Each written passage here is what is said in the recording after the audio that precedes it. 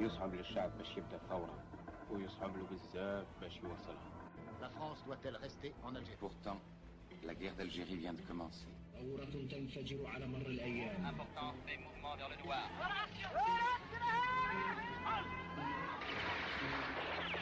D'une nouvelle révolte des Chaouïas. Les Aurès, une région de tout temps contaminable par les idées révolutionnaires. En 1956, ils étaient près de 20 000, bien entraînés. On les appelait les Moudjahidines. مجاهدين مناضلين حملوا المشعل نتاع الثورة والمشعل نتاع الحرية. This is Algeria. The peace has just begun. Peace and independence. Fashhadou, histoire et mémoire.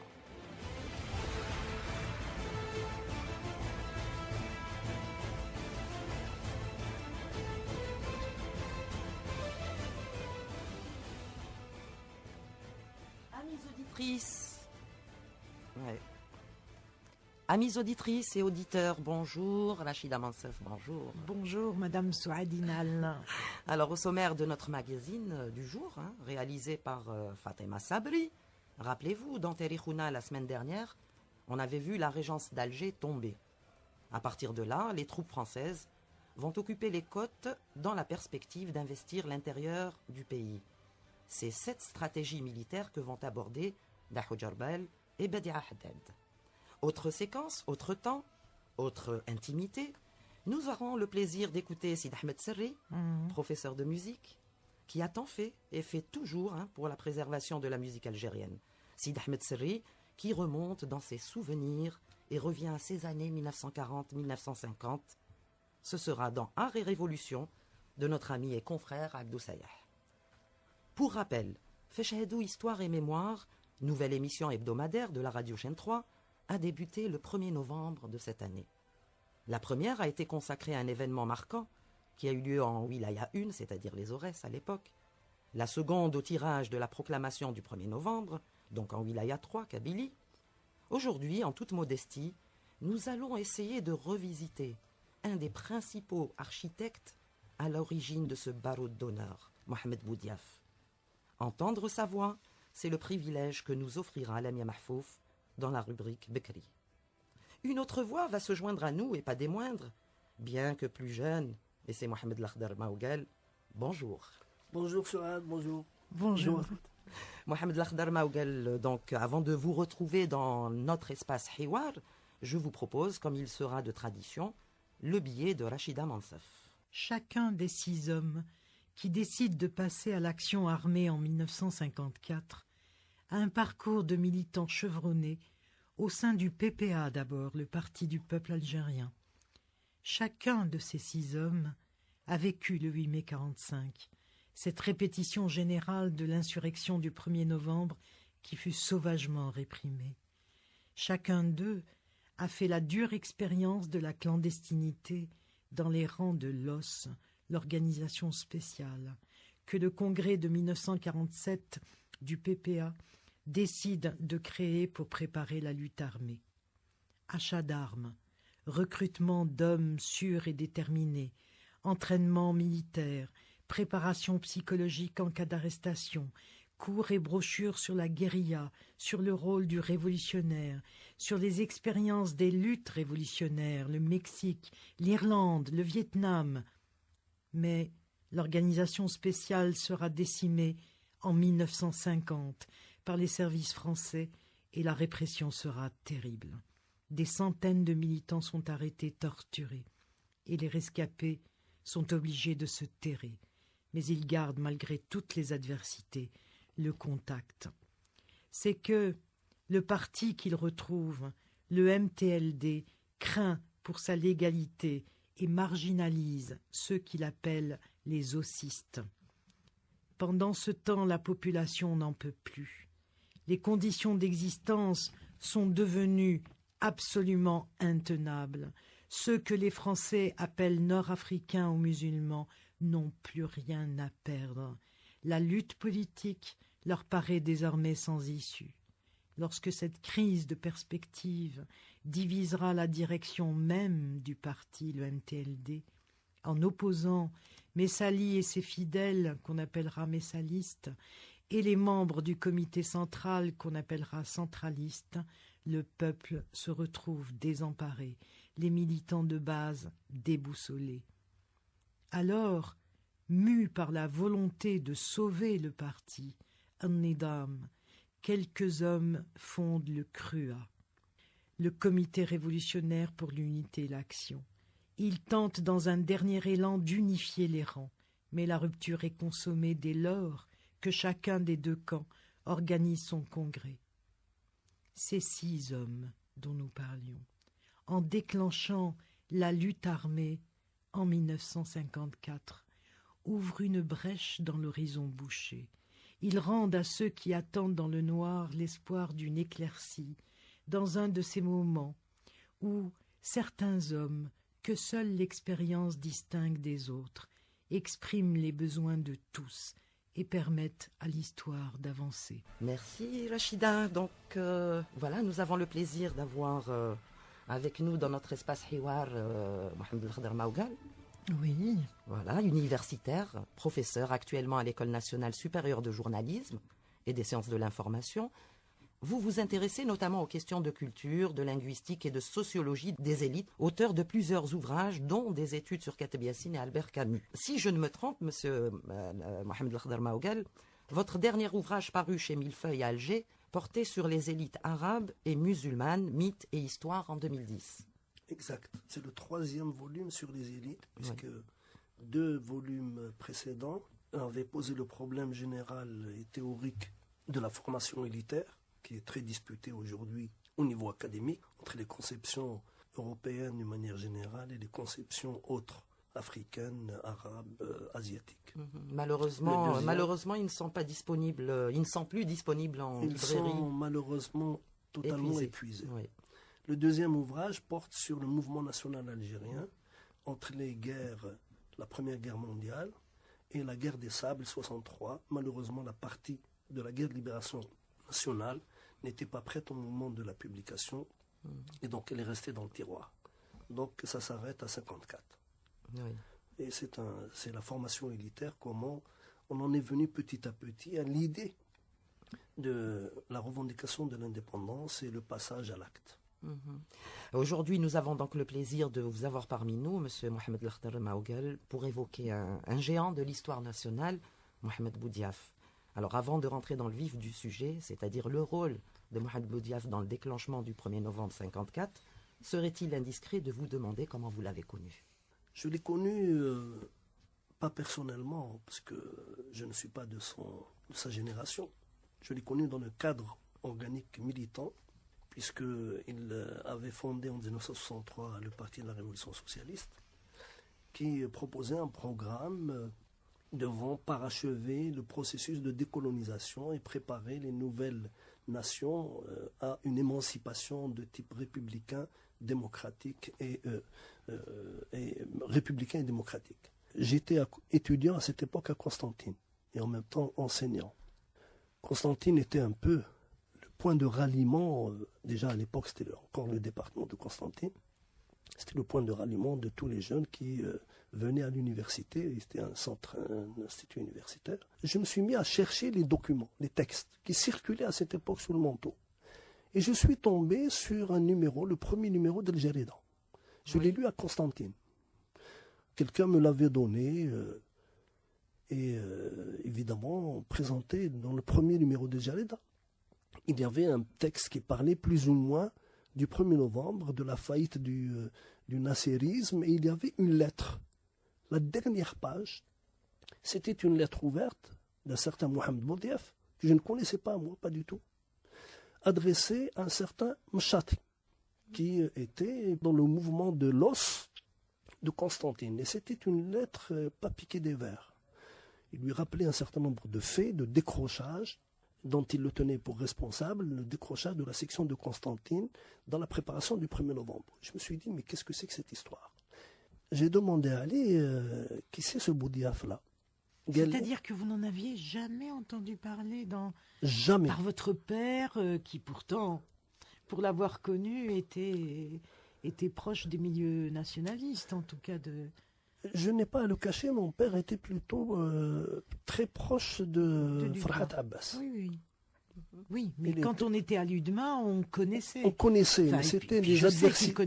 Ils étaient un peu adversaires, à vrai dire. Oui. Donc mon père était udmiste, plus ou moins tendance, parce qu'il y avait dans l'UDMA, c'est un patchwork. Bien sûr. Il y avait des tendances proches de l'étoile nord-africaine, et effectivement, dans la région où j'étais, il y avait un militant très actif de l'étoile nord-africaine qui s'appelle Cheikh Belgassem Zinaï, et que mon père connaissait, qui fréquentait beaucoup, et Zinaï était en prison depuis un bon bout de temps, et donc c'est comme ça que Ali El-Kenz me dit Boudiaf est exilé actuellement au Maroc. Et justement, nous avons quand même une chance qu'à l'époque, les médias audiovisuels existaient, ce qui a permis à Lamia Mahfouf de nous restituer cette voix mythique, cet accent que les plus vieux d'entre nous reconnaîtront, mais que vont découvrir les plus jeunes.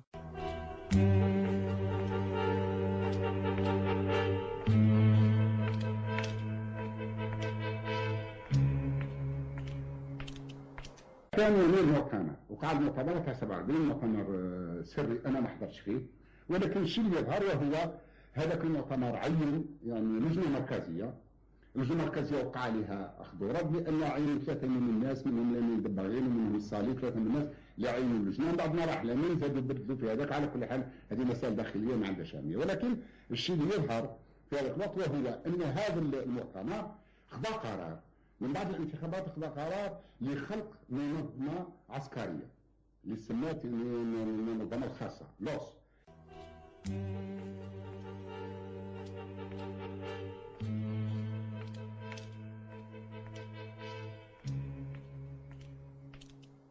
واحد كيما سي مصعب العيد وذكرته سابقا انسان اللي لعب دور عظيم في هذه الثوره للتضحيات نتاعو وللاعمال ويعني ما يعني هذا الراجل هذا يقعد رمز يزيد يبقى رمز للجزائر تاع المستقبل وهما رجال اللي ضحوا باموالهم وعائلاتهم وراحتهم يعني على هذه الجزائر.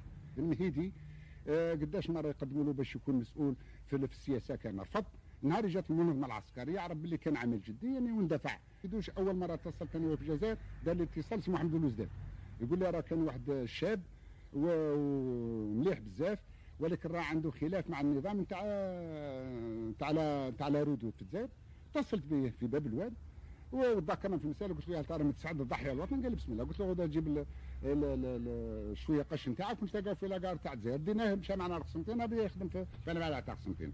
فيما يخص بيطاط على كل حال مناضل من قسنطينه في اول يعني النهار اللي يعني تكونت النظام العسكري كان مسؤول على قسنطينه.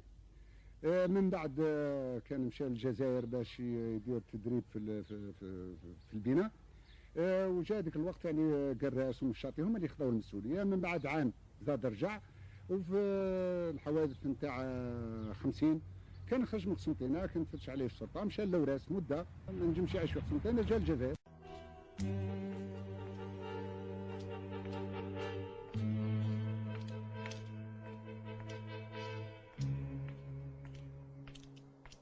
Rachida Mansef. Oui, c'est particulièrement émouvant d'écouter Boudiaf évoquer certains membres des six, Ben Boulaïd, Ben Mehdi et Mohamed Belouzdad, qui fut le premier responsable de l'organisation secrète quand elle a été créée en 1947, mais qui n'est devenue réellement opérationnelle qu'à partir de 1948. Mais là, on entend clairement que c'est Boudiaf qui est à l'initiative et que c'est Boudiaf qui réunit les premiers baroudeurs, on va dire. Est-ce que c'est comme ça qu'il en parlait? Ce n'est pas ce que je l'ai entendu, ce que j'ai entendu de sa propre bouche dans les interventions qu'il faisait dans le parti. C'est une autre version, je ne sais pas quelle est la date de celle-ci. J'ai l'impression qu'elle est récente. Oui. Ce qu'il disait sur ce chapitre en particulier, et c'est un homme d'une très grande modestie, il faut le reconnaître.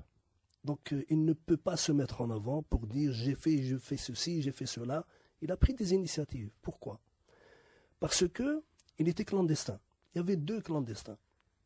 Et de son propre... Un peu plus.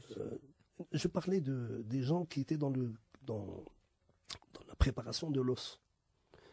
il y avait lui et Bitat, qui étaient des clandestins et qui étaient désignés, je reprends exactement sa formule, ils étaient désignés par les responsables du MTLD d'Alger, ils les appelaient les lourds, Thqal, parce qu'ils étaient armés. Ils étaient en situation, ils avaient toujours un pistolet, d'après ce qu'ils disaient, moi je rapporte ce que j'ai entendu. Et donc lui était chargé effectivement de la coordination. Mais ce n'était pas lui qui était le grand organisateur. Pourquoi? Parce qu'il n'avait pas les contacts avec tout le monde. Pour avoir les contacts, il fallait être membre du comité central. Or, le seul qui était membre du comité central parmi les préparateurs, c'était Ben Boulaïd. Il le reconnaissait, il le disait, il a toujours dit, c'est Ben Boulaïd qui est véritablement le grand architecte de ce qui s'est passé de 1945, c'est-à-dire le soulèvement de Sétif, jusqu'à 1954, jusqu'au déclenchement de la guerre. C'est lui, dit-il, et c'est comme ça qu'on l'a appris, qui allait en Libye, qui contactait les Libyens, qui achetait les armes et qui faisait transférer.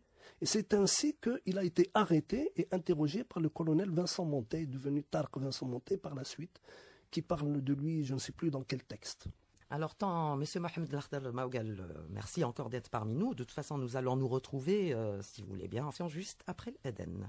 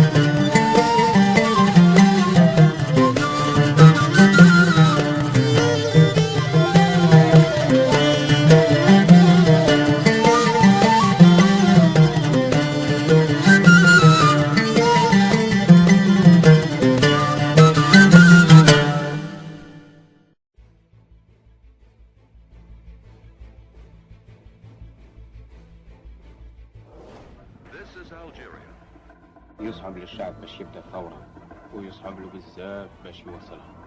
La France doit-elle rester en Algérie? Pourtant, la guerre d'Algérie vient de commencer. Important fait mouvement vers le Loir.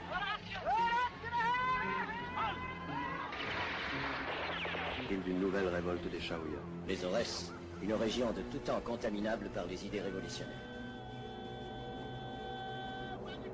En 1956, ils étaient près de 20 000, bien entraînés. On les appelait les Moudjahidines. مجاهدين مناضلين حملوا المشعل نتاع الثورة والمشعل نتاع الحرية. This is Algeria. The peace has just begun. Peace and independence. Fashhadou, histoire et mémoire.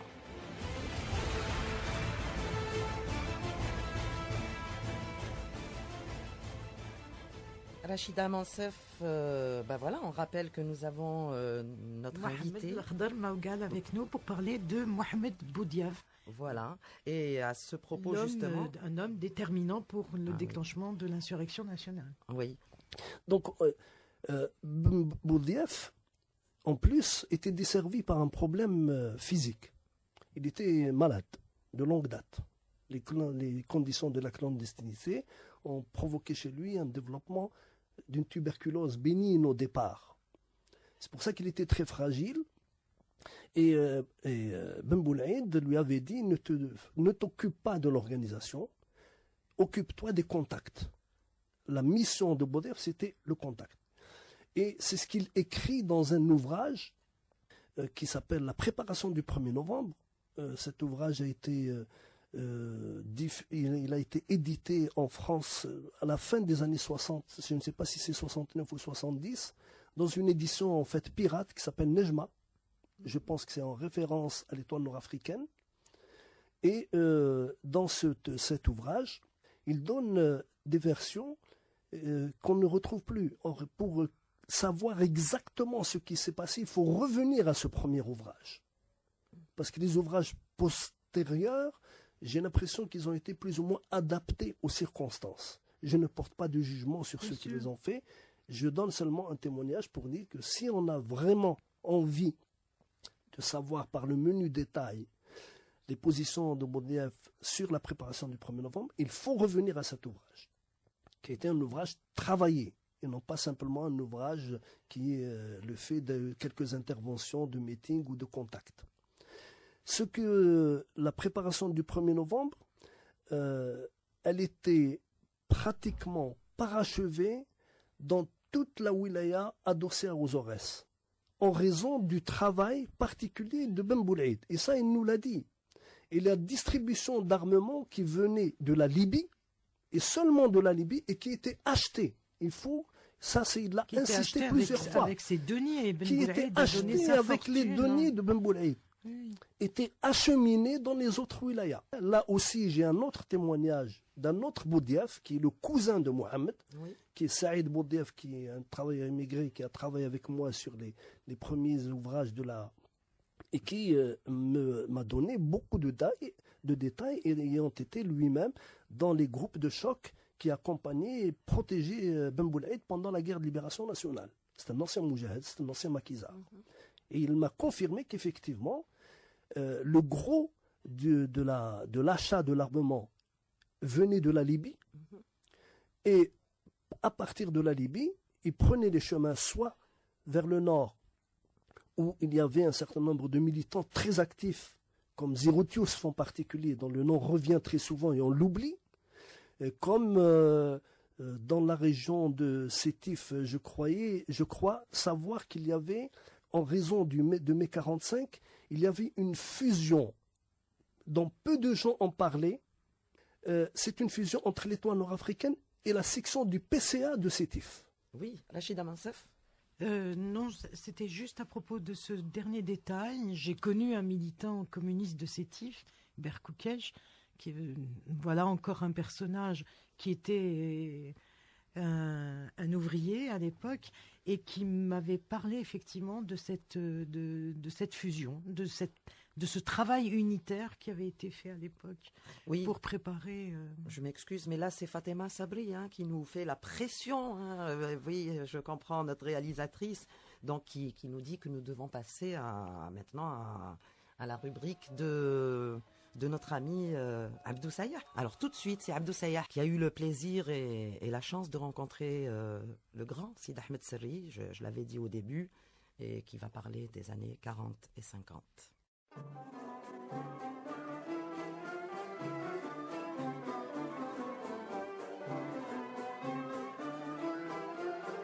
Monsieur Sid Ahmed Serri, musicien, professeur de musique et chanteur algérien. Vous êtes l'un des premiers chanteurs lyriques à avoir reçu en 1992 l'Ordre du Mérite National. Dans l'histoire de votre discographie, il y a des disques de 78 tours chez Pacific, des CD dans le genre Arabi, dans le genre Arhawi et dans le genre Raml el-Maya. Et environ une quarantaine de CD où l'on retrouve évidemment l'intégralité de votre répertoire dans le cadre de la sauvegarde musicale classique algérienne. Oui, ce que vous dites là est juste, parce que moi j'ai fait de la musique parce que j'aimais la musique, bien que mon père, moi aussi, était opposé. N'empêche que quand j'ai grandi, il a fallu aller au-delà de ce qu'il m'interdisait. Donc venant d'une famille mélomane, très jeune, vous éprouvez une forte passion mais pour la musique. J'aimerais revenir, si vous me permettez, 1945. Il y avait des turbulences, c'était les événements du 8 mai 45, c'était les mouvements nationalistes, donc il y avait beaucoup d'associations. Nous avons parlé de l'Andalousia, de l'Hayat, le Jazairiya. En 1945, puisque vous voulez revenir en arrière, d'abord en 1943, lorsque on a emprisonné Farhat Abbas ou Cheikh Kherdin, j'avais ce sentiment déjà d'appartenir à un peuple qui veut se révolter. Et on a manifesté la place de la Vigerie, c'est-à-dire actuellement Ben Badis, face la mosquée Ketchawa. J'ai reçu des coups de bâton dans le dos. Cela m'a poussé évidemment à adhérer au PPA en 1943. Et même j'étais responsable d'une cellule, la Casbah. Rue de Thèbes. Ça a duré jusqu'en 1945, enfin bref, et puis en 1945, il y a eu ce qu'il y a eu avec l'UDMA, le PPA, le MTLD. Néanmoins, il y a eu tout de même le 1er mai 1945. On était encore en pleine guerre, il n'y avait pas encore l'armistice. Le PPA avait décidé d'organiser une marche. J'étais dans le lot qui descendait du marché de la Lyre. Et puis d'autres qui venaient du square Bab Azoun. On s'est rencontrés au début de la rue d'Izli. Et on arrive à hauteur de la rue Violette. Et la police était là. On est arrivé, alors on nous demande d'arrêter. On a continué. Ils ont sorti les revolvers. J'étais peut-être à 10 mètres. Et puis ensuite, ils ont reçu le signal de faire feu. Et ils ont tiré sur nous. C'est là où il y a la mort de Belhafaf. Il y avait 2 morts et des blessés. Ça m'a quand même marqué. Puis il y a eu le 8 mai. J'ai connu donc cette période-là. Ça ne m'a pas empêché de continuer à faire de la musique avec notre esprit. Yani le fait qu'on a tiré sur nous, qu'on nous a bastonné, avec le sentiment national, j'ai continué à faire apprendre de la musique aux jeunes, au sein de Jazairiya. La guerre, le 1er novembre, est venue après. Vous avez continué à enseigner avant le déclenchement de la guerre de libération. Oui, absolument, absolument. Et alors, avec la guerre de libération, petit à petit, la Casbah a été encerclée par des barbelés. On ne pouvait plus accéder à notre local de la rue Médée. Il a fallu à ce moment-là arrêter les coups, attendre la fin de la guerre. Pour quelle date, on n'en sait rien. J'avais quand même mon tour de chant à la radio. Alors, avec l'orchestre dirigé par C. Mohamed Fakharji. 1948, il vous arrivait de temps en temps d'aller au niveau des studios de la radio. Il y avait des Algériens et des Français. Comment que ça se présentait, monsieur Sid Ahmed Serri? Nous étions à rue Bertheusen. Les Français étaient déjà à la Rioche. Donc il y a eu une séparation. Pouvez-vous nous parler un peu de cette période, 1948? Il y avait d'abord ce qu'on appelait les ELAC, c'est-à-dire les émissions en langue arabe et kabyle, qui étaient coiffées par Boudali Safir. Et certains éléments de l'orchestre faisaient partie aussi bien de l'orchestre classique que de l'orchestre kabyle. Ils n'étaient pas nombreux, mais enfin, C'est-à-dire qu'on a utilisé ce qu'on avait. On n'avait pas le choix. Monsieur Sid Ahmed Seri, donc, pour situer un peu l'époque, les années 50, vous avez été nommé au conservatoire comme professeur. J'ai dirigé une classe, mais je n'ai pas eu ce que je voulais. Pendant la lutte de libération nationale, il y a eu une interruption.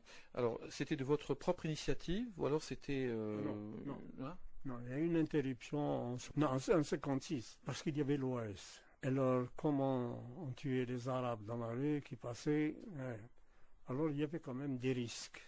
Alors, une première fois, qu'est-ce qu'on faisait? La radio faisait venir 2 ou 3 chanteurs et on passait la nuit en studio, enregistré. On entrait le soir, on ressortait le matin, pour éviter de sortir dans la nuit. C'est comme ça que ça se passait. Monsieur Sid Ahmed Seri, merci beaucoup pour ce témoignage. Merci. Non, je vous en prie, tout le plaisir. Et pour moi, le fait de parler de musique, de la défense de la musique, je suis toujours preneur pour cela.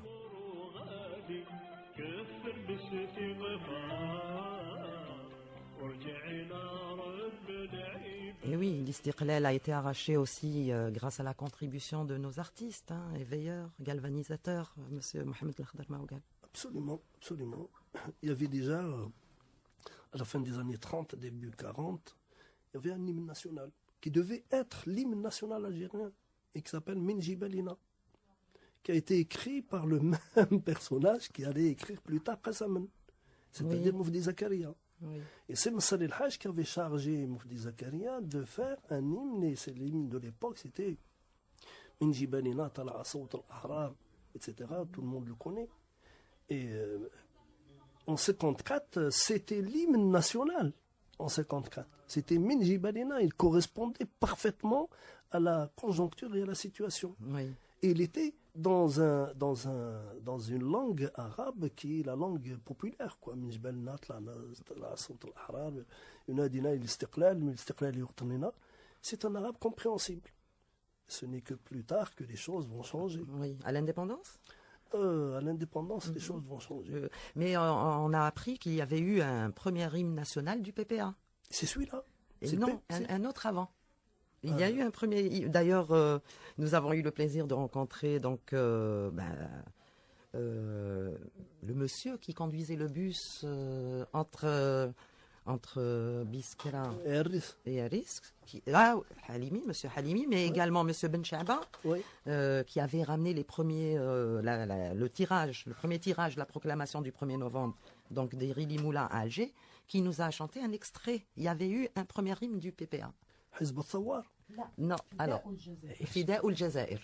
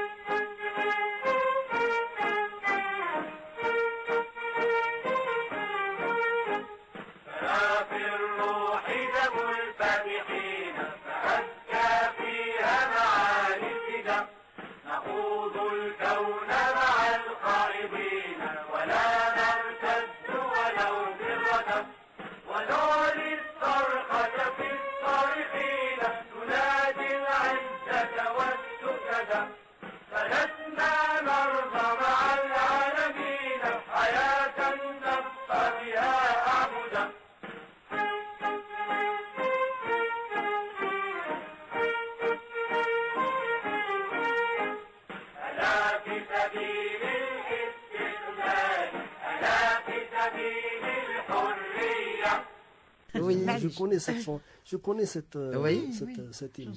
Oui. Cette hymne-là avait été, moi je l'ai entendu pour la première fois dans mon village, à Ain al-Bayda, où je grandissais à la faveur de l'attention de mes parents, c'était l'hymne des scouts. C'était les scouts. Les scouts le chantaient, mais... Les scouts étaient encadrés par l'association des ulama. Entre autres. Bon, ça dépend des régions. Voilà, ça dépend des régions. Les ulama se sont beaucoup investis. Effectivement, même si à un moment donné, ils ont plutôt soutenu les BSMA, les Boy Scouts musulmans algériens. Mais on y reviendra, je pense. On y reviendra. Mais ce fidèle Jazair est connu notamment parce que justement dans le MTLD, les élus algériens s'en servaient pour imposer leur présence au moment où la Marseillaise était chantée par les Français. Et il y a eu un incident très fort en 1947 notamment. Alors, maintenant, Boudiaf fait partie des initiateurs du CRUA, ceux qui s'effraient de la division au sein du MTLD, qui essayent de rallier, d'unifier les centralistes et les messalistes éloignés éloignés de l'Algérie, étant résidents surveillés à ce moment-là. Le CRUA se crée à l'initiative de Boudiaf? Non. Le CRUA a été créé par une décision collégiale avec la présence de Mustafa Ben Boulaïd, l'Arbi Ben Mehdi, Rabah Bitat, Didou Shmourat et Boudiaf. C'est comme ça qu'ils... Et au départ, cette idée ne devait pas se limiter à ce groupe. Le CRUA, c'était une tentative de rallier effectivement les messalistes et les centralistes. Il y avait déjà un conflit. D'où de multiples rencontres en Algérie et surtout en Suisse et en France. Absolument. Et d'ailleurs, dans le CRUA, il y avait effectivement, je crois, Bouch Bouba, Dakhli, comme membre du comité central. Les messalistes ont refusé de se faire représenter. Et au niveau des 6... Même s'il y a eu Filali qui a accepté de les rencontrer pour représenter Msani. Mais au niveau du noyau qui préparait le 1er novembre, je ne sais pas exactement. Boudiaf n'en a jamais parlé, je n'ai pas entendu. Je n'ai pas eu cette information, et pourtant je n'ai jamais raté son passage là où il venait nous voir. Par contre, ce qui est important à signaler, c'est ce que je voulais soulever comme problème tout à l'heure. C'est la disparité qui a permis un certain nombre d'alliances, non pas au niveau national, mais au niveau régional. Par exemple, le mouvement national, adossé essentiellement à l'étoile nord-africaine, avait été tripartite dans la région de Ain Bayda, Tbessa, Khenchla, Soghras, Galma, composé essentiellement de 3 groupes. Le groupe noyau central, c'est l'étoile nord-africaine. Le groupe communiste, il y avait l'Arbi Bouhali, qui devait devenir par la suite secrétaire général et qui est originaire de Biskra, mais qui a longtemps vécu à Ain Bayda, qui était un ami personnel de mon père.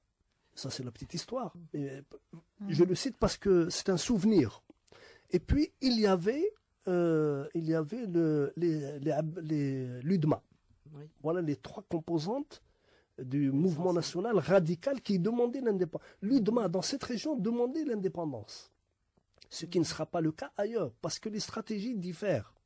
Dans la région de Sétif, c'est l'alliance essentiellement entre le PPA et les communistes. Le PCA. Et le PCA, on en trouve trace essentiellement dans l'œuvre de Katib Yassine, par exemple, qui a été et vous avez un certain nombre de communistes qui, à l'époque, étaient restés communistes, mais qui étaient des communistes de type nationaliste.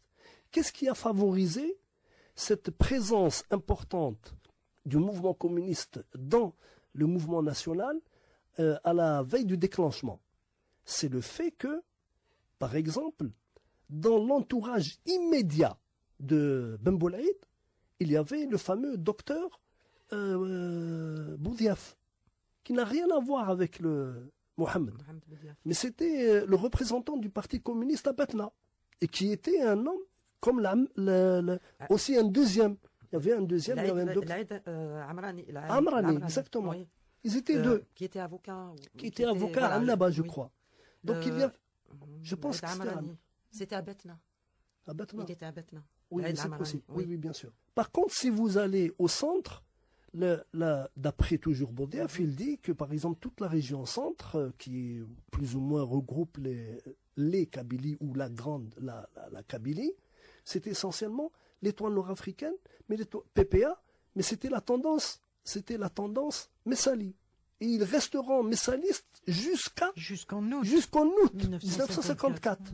Et dans l'Ouest, les choses sont beaucoup plus complexes. On n'arrive pas à configurer. Il y avait une forte présence des communistes et une faible présence des nationalistes, mais il y avait une forte présence des ulama. Bien sûr, à partir de Tlemcen. Oui. Absolument. Oui. Donc, pour donner une idée qui serait un mouvement organisé, structuré, encadré, c'est faux, à mon avis. Ouais. Je pense que c'est dans la diversité, et c'est cette diversité qui va provoquer par la suite le mouvement de fond, et qui fait que dans le déclenchement ne se fera pas sur le même rythme. Oui. À la même vitesse, oui, effectivement. Tout à fait. Alors les amis, par contre, si vous le voulez bien, toujours pressés par notre amie Fatima Sabri, nous allons passer la main ou la parole un petit moment à Badia Haddad et Dahoud Jarbal, historien, consultant dans notre émission. Et voilà. Mais avant cela, Rachida Mansef, un petit appel à faire pour notre page Facebook. Oui. Nous demandons, nous nous adressons surtout aux jeunes pour leur demander leur réaction, pour leur demander s'ils ont des questions à poser, parce que justement, Badia et Dahoud Jarbal sont prêts à y répondre de la façon la plus simple qui soit, mais pas simpliste. Merci Rachida. Donc tout de suite, c'est Tarikhuna.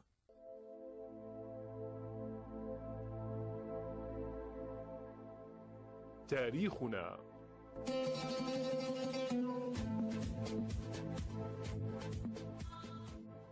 Monsieur Dahoud Jarbal, justement, on continue toujours dans notre trame de l'histoire de la guerre de libération nationale.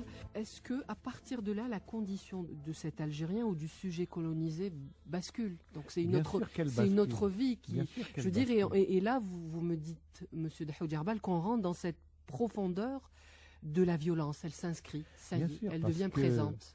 Premièrement, on perd notre condition de citoyen d'un État.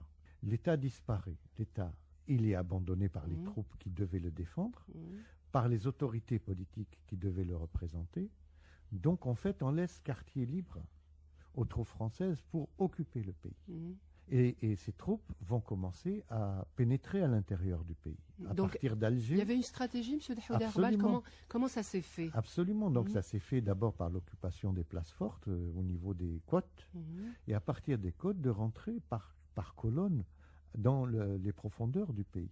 Mais il faut dire une chose, que les troupes françaises, pour pouvoir quitter les places fortes et pénétrer à l'intérieur du pays, il fallait qu'elles aient des soutiens des autochtones, c'est-à-dire des Algériens eux-mêmes.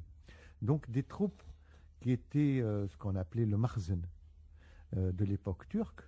Certaines des communautés qui ont accepté de faire la police pour l'État ottoman, le lever d'impôts, ont continué leur avec fonction. la France. Certains qui avaient une autorité dans l'époque ottomane, qui étaient Bachara, qui étaient Ara, qui étaient Qaïd, dans leur région, ont continué d'être des Bachara, des Ara et des Qaïd pour le compte du nouveau pouvoir central. Mais en même temps, ce pays n'était pas ouvert. Il y avait quand même des populations qui étaient là, qui vivaient depuis des siècles et des siècles dans ce pays qui était leur terre, qui était leur patrie. Et elles ont résisté, ces populations. Donc au fond, il y a eu deux événements en un. C'est-à-dire il y a une extension de l'occupation française militaire par la destruction de tout ce qui pouvait constituer une résistance ou aider à la résistance. La guerre qui s'est menée, c'est la politique de la terre brûlée, qui a été systématisée par le général Bugeaud dans les années 40-50.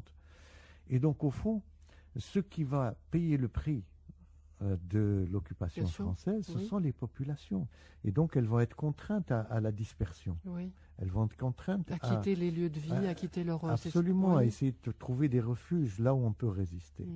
Et ça, c'est une violence sans nom, une violence extrême, donc qui est un déracinement, mais c'est aussi une destruction de tout ce qui permet de s'identifier au sol, de s'identifier au présent, au passé et à l'avenir.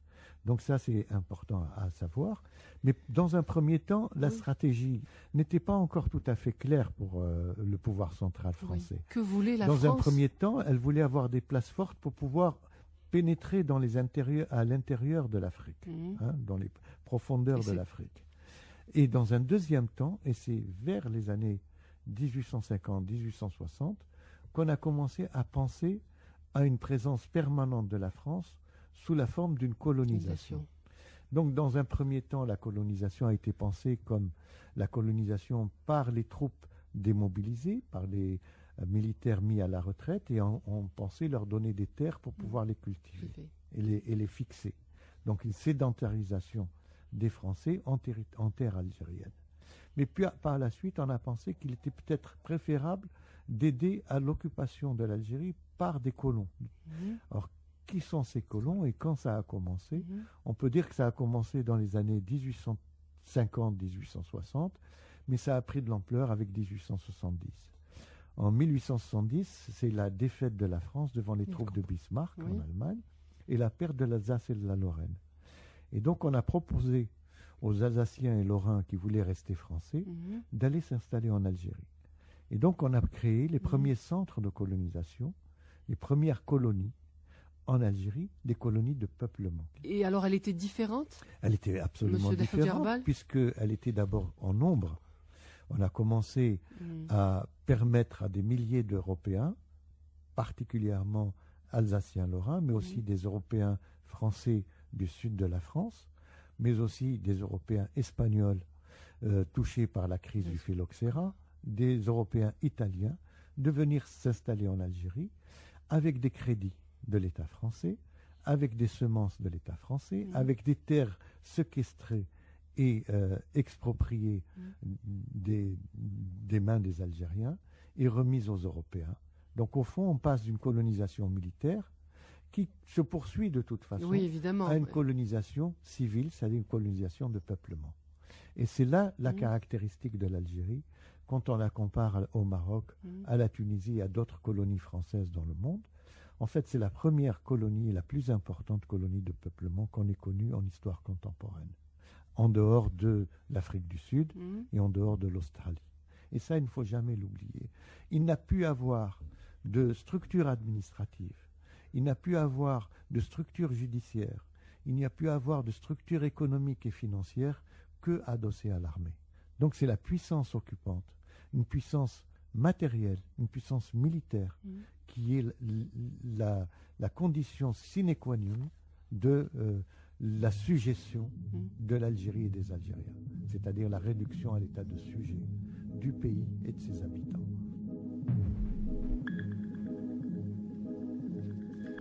Merci Dahou Djerbel, Badia Haddad, Monsieur Mohamed Lakhdar Maougal. Hélas, l'émission tire à sa fin.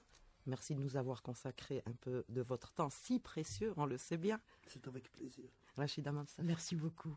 Et maintenant, la dernière minute, dernière rubrique de ce magazine, avec vous, Souadinal, qui a choisi pour nous aujourd'hui une description de répression de l'époque.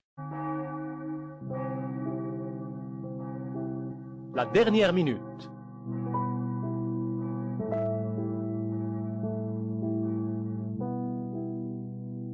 Les militaires sont restés dans cette cour, pendant que le civil restait dans la véranda et le gendarme pénétrait dans la pièce où nous étions tous réunis. Le gendarme a demandé à Si Salah où se trouvaient les armes. Celui-ci a répondu qu'elles étaient accrochées dans sa chambre, à leur place habituelle. Ces armes, fusils de chasse à 2 coups, sont légalement détenus par notre famille. Le gendarme a montré les fusils aux militaires et a contraint tous les hommes à sortir dans la cour extérieure. Si Salah même et Abdelhamid, blessés, qui ne pouvaient marcher, ont dû sortir à 4 pattes. Dans la cour, ils les ont réunis dans un coin situé entre la remise à charbon et la porte donnant accès au jardin, et là, les ont abattus par rafales de mitraillettes. Pendant cette fusillade, le civil est resté sur la porte de communication entre l'immeuble et la cour extérieure afin de nous empêcher de sortir. Après avoir abattu les hommes, les gendarmes, le civil et les militaires ont réuni toutes les femmes dans la cour, même la dame, Al-Haddaj Al-Urqi Al-Ayaki, qui avait accouché avant terme au cours de la nuit précédente. Tous sont alors entrés dans les 10 pièces de notre maison et ont procédé à un pillage, renversant les meubles, les brisant même pour les ouvrir. Ils ont rassemblé le produit de ce pillage, 14 matelas, lingerie, effets d'habillement, bijoux, qu'ils ont entassés sur notre propre camionnette qui bloquait la porte principale d'entrée. Cette opération de pillage a duré de 10 heures environ jusqu'à 17 heures. De lundi 22 août au vendredi 26 août, jour où des parents de Constantine, accompagnés du député Benjeloul, sont venus nous chercher, des militaires venaient matin et soir et cassaient tout ce qui ne l'avait pas encore été. Le nombre des hommes abattus dans notre famille directe est de 6.